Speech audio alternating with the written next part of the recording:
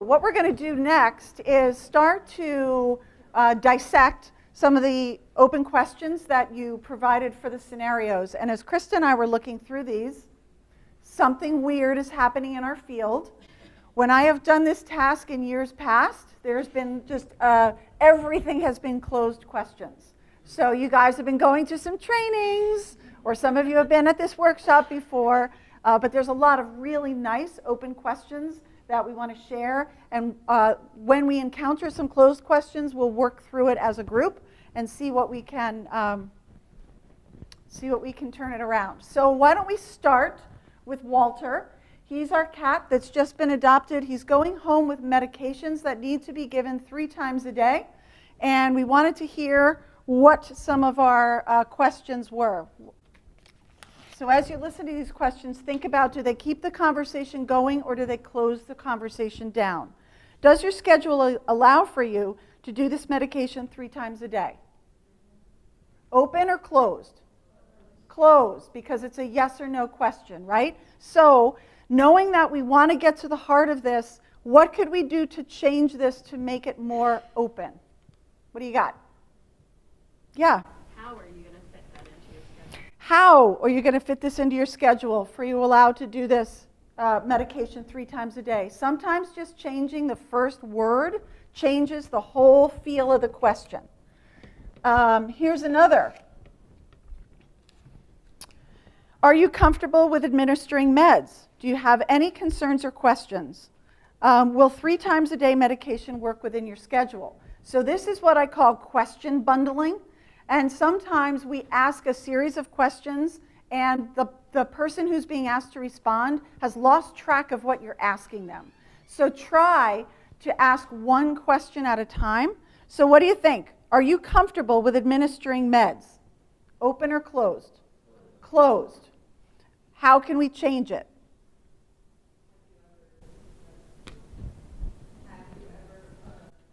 Good, you caught yourself. Have you ever administered meds? But keep going.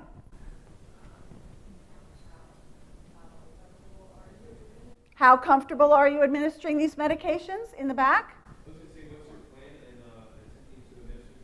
What's your plan in attempting to administer these meds? Beautiful.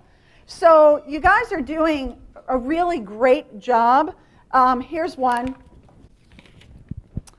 This handsome cat will need meds 3 times a day. Are you available morning, lunch, and dinner time to do that? Closed. But what I love is that they're affirming, wow, this really great cat that you're adopting today, Yahoo. But how can we patch this up a little bit to make it open? Yep. So are you available? Morning, lunch, and dinner time to do that. Someone had just said to change a little bit of something. Sure. When would you be available during these kinds of times to administer the medications? Great. One of the things that's really critical if you're a veterinarian or you're the technician dispensing medications is as you're getting information from your client about compliance, is there a different medication to suggest? 3 times a day is a pain, right? Is there, oh, wait a second now, we might be able to do it twice a day, or, oh, wait a second, we might be able to give this cat an injection of Convenia, and voila, they're good for 2 weeks. So it's a two-way conversation. If you're hearing like, wow, that's really hard to get compliance, is there something different you can do on the dispensing end? Questions about Walter? All right. You want to move on to feline intake. So just as a reminder, the feline intake scenario is this local rescue group is bringing you kittens during the height of season, and you're struggling with your own intake. We had one here that started off with some really nice reflective listening. We seem to be in the same boat together, kitten overload, right? Really nice job of, hey, we're both in this together. Can we work together to find a solution that works for both our organization and the kittens? What do you think? Open or closed? Open. Lovely. We're at our maximum capacity here at our shelter. What other rescues have you called? What other resources might we provide? Open. Yeah. So here's another. Do you have any ideas about how we could partner differently based on our current situation? Open or closed? Closed. How could we change this? Yeah, what are your ideas? Hey, let's meet and brainstorm about this. So let's try puppy adoptions. So the Dempster family is here. They're adopting to meet a new puppy. Their children are now 4 and 6 years old. It's time. They're here at your shelter. Let's try this one. That's so exciting. You're ready for your first family dog. When you imagine spending time with your dog, what do you think about that? Cuddling, hiking, running around the backyard? What do you guys think about this? Pretty darn open, right? And affirming. Wow, congratulations. You're here to adopt a puppy. Because honestly, you guys, what usually happens when you see a family with 4 and 6-year-olds rolling on up to the shelter? Mom's taking care of the dog, or, oh, I don't want them. Somebody else handle that adoption. This is great. Here's another. What do you think about this? What's the most exciting thing you're looking forward to, and what challenges do you expect to face with a new puppy? Open, for sure. Beautiful. One more. How do you plan on keeping the puppy from jumping on your children? I don't know. Open or closed? Closed. Yeah. So closed questions don't necessarily have to just be yes or no, but they can often elicit just a phrase like, I don't know. So good question. How would we change this so that it is open and keeps the conversation going? What steps might you take to keep the puppy from jumping on your children? Great. What else? Maybe I don't mind if the puppy jumps on my children. Right. I don't mind either. Right. I don't mind if the puppy jumps on the children. They've always jumped on us in our home. Any others? What are some ideas to keep the puppy? Or, hey, wow, we don't know. Could you help us with some ideas? Great. Let's spin on over to Heartworm. So this is Krista. She's taking home her new dog who's being treated for heartworm. She has a lot of questions about what it means to keep the dog quiet. So let's start off with one here. Do you have the appropriate space to keep the dog? No. Open or closed? Closed. How would you, or do we need to, change this to be an open question? Where do you plan on keeping the dog? Sure, where do you plan on keeping the dog? How about, what types of activities do you think would be appropriate to keep the dog quiet? Open, closed? That's open. Open, yeah. Really getting that conversation going with your adopter. Do you have young, active children? Closed. Does your teenager like to play loud music? Closed. So these are all closed questions that are going to usually end up being a yes or no. But at the bones here, we're trying to get some information. So any ideas how we might glean the information from here by asking questions in a different way? Yeah, in the back. Sure. What is your household like? Specifically, I see you have young children. We're trying to keep the dog quiet. Let's figure out a plan to make that happen. There's another question here that's also really good about what's your biggest concern for keeping the dog calm? Open? Closed? Open, for sure. What can we provide you with to help keep the dog calm and quiet during treatment? Open. So you guys definitely have the idea. This one, our RTO, there were some really great questions. So this dog, Fergus, has come into the shelter 3 times in the past few months as a stray. His family comes each time to pick him up to reclaim. So we've got one question. Hey folks, How's the training with Fergus going? Need any new ideas? Right? What do you think? Open? Closed? Open. Never underestimate the value that well-placed humor can play when you're working with the public. They may be at their wits' end, and they are looking for your help. So we've got another.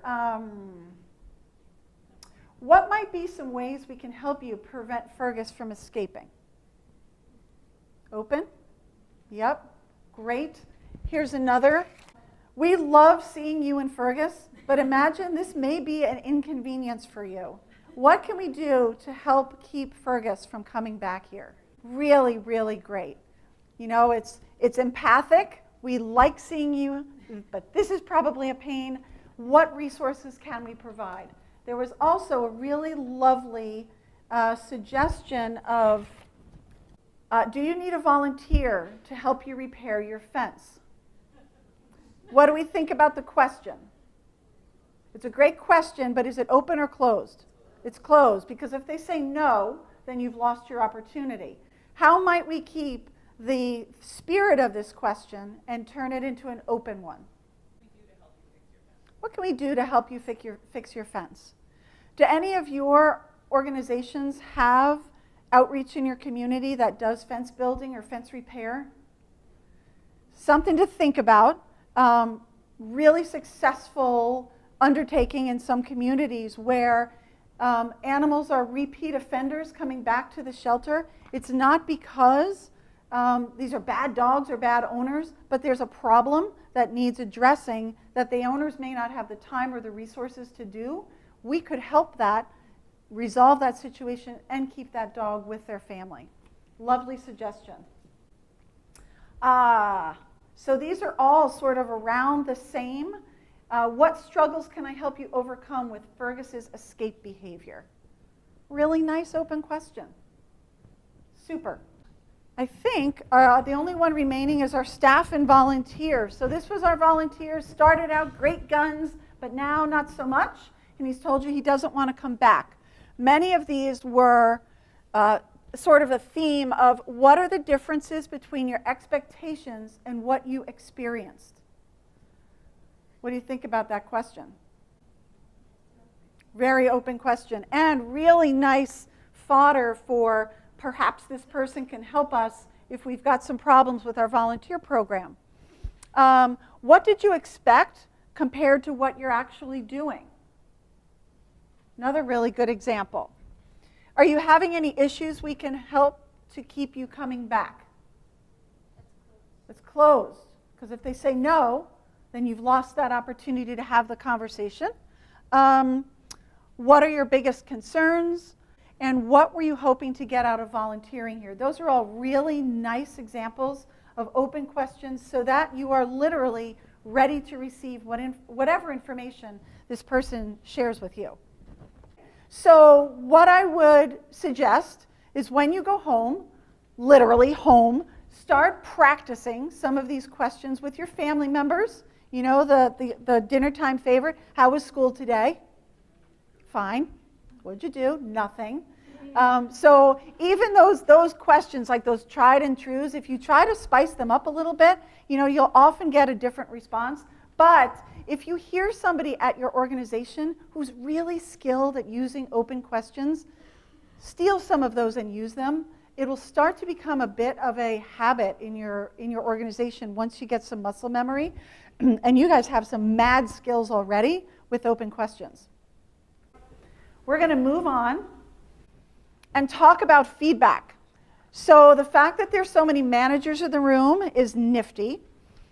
However, feedback is something that ought to be happening laterally across your organization, so peer-to-peer, with staff and volunteers, and all variations of places where people come together in your organization so that people are getting timely, clear, kind, helpful feedback to help them do their work better.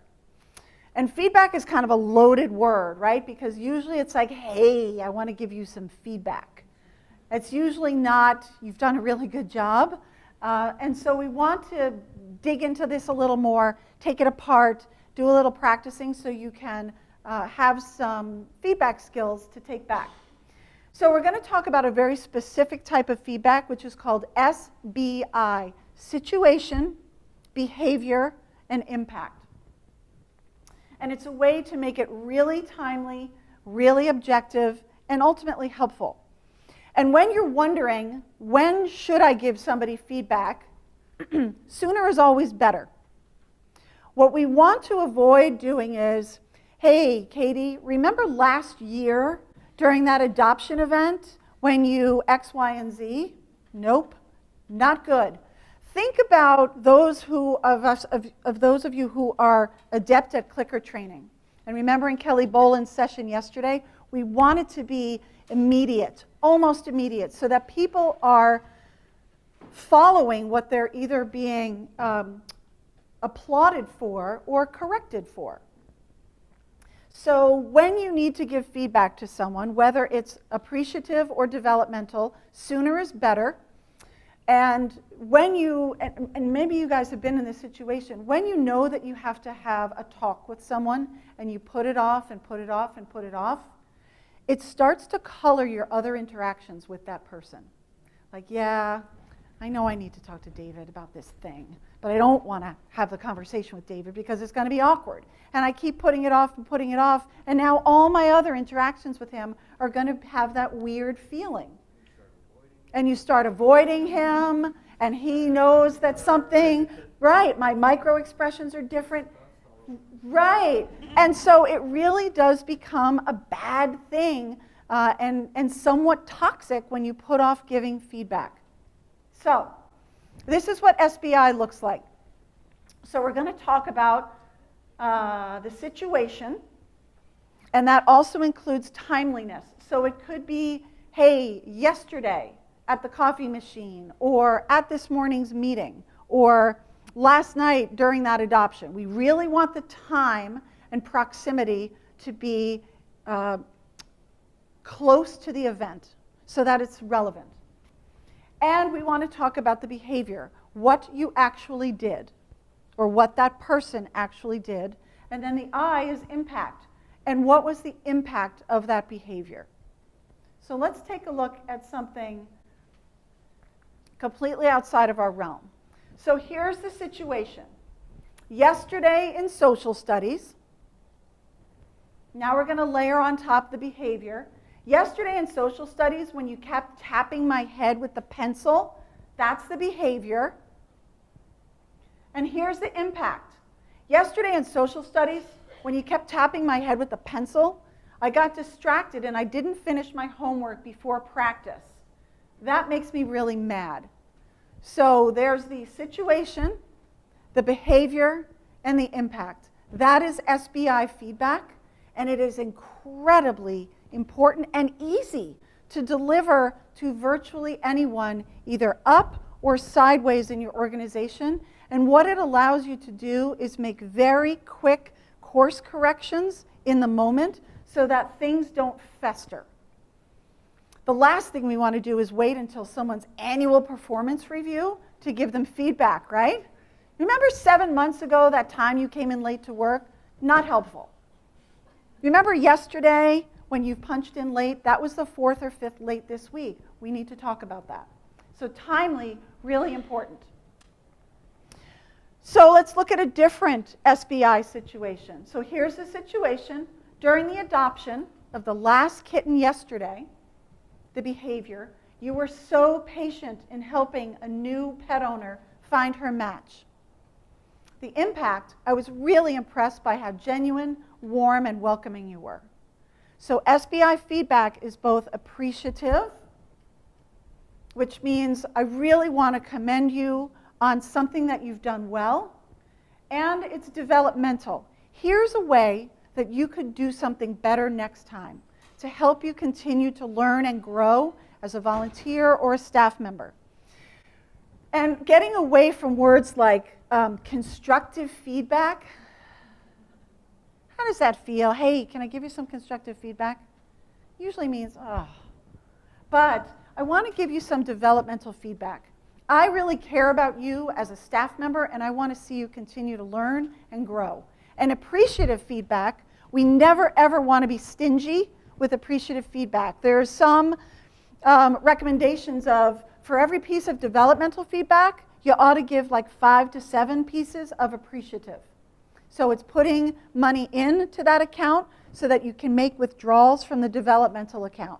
If all people ever hear from you is, I want to correct, remember when we talked about safety and creating that safe learning environment? People really want to be acknowledged for the things that they do well, even if it's a seemingly small thing like this, and it takes no time at all. What people don't like is the sandwich. The starting off, hey, I'm really glad you came in to me today. I love what you're wearing. And we need to talk about what happened yesterday. Cut to the chase. If you have developmental feedback to give to somebody, don't try to make a sandwich of good news, bad news, end on good news. We're all adults. We want to hear the feedback. Most of us appreciate hearing something directly and objectively, so we can say, yeah, I hear that. I'm going to do that differently next time, or actually, I don't know what that means. Can you tell me more? The other piece about feedback, which many of you probably already know and do, is that we always want to praise publicly and correct privately.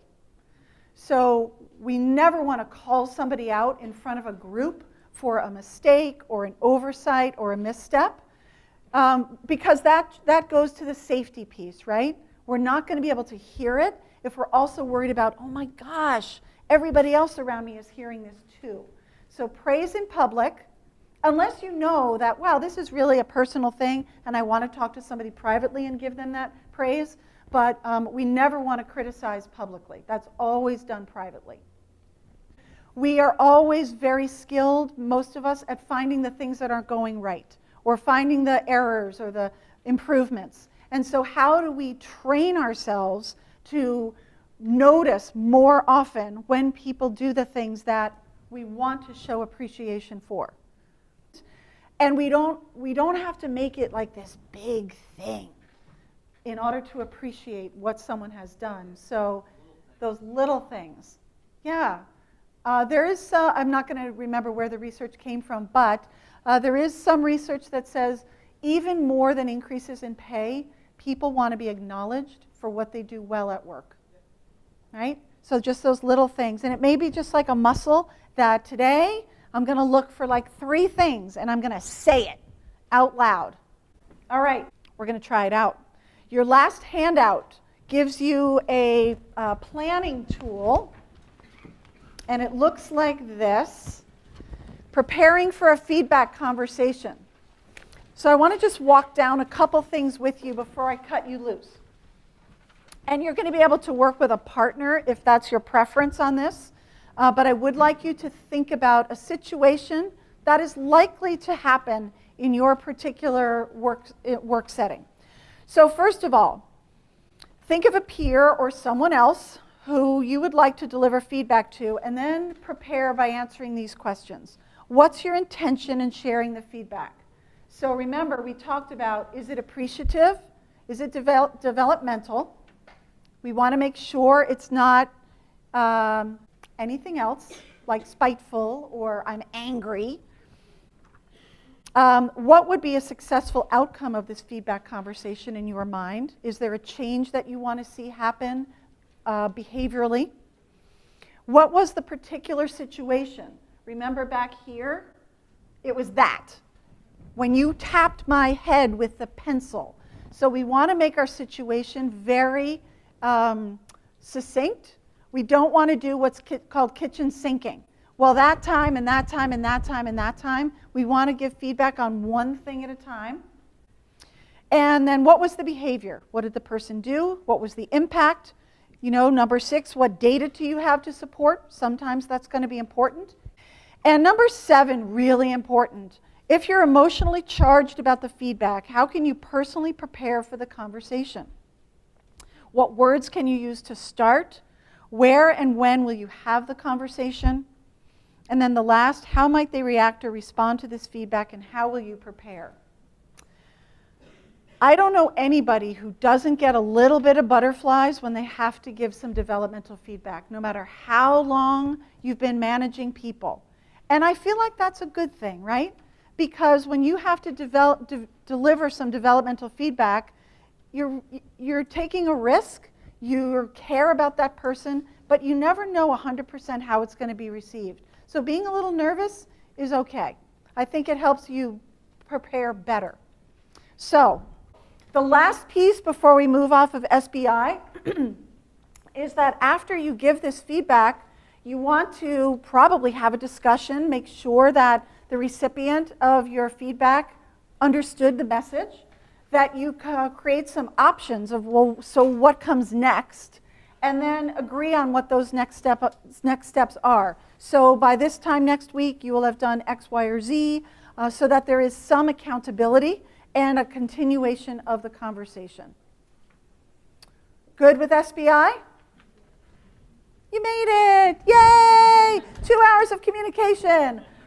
Thanks, you guys, very much. Enjoy the rest of your day and rest of your conference.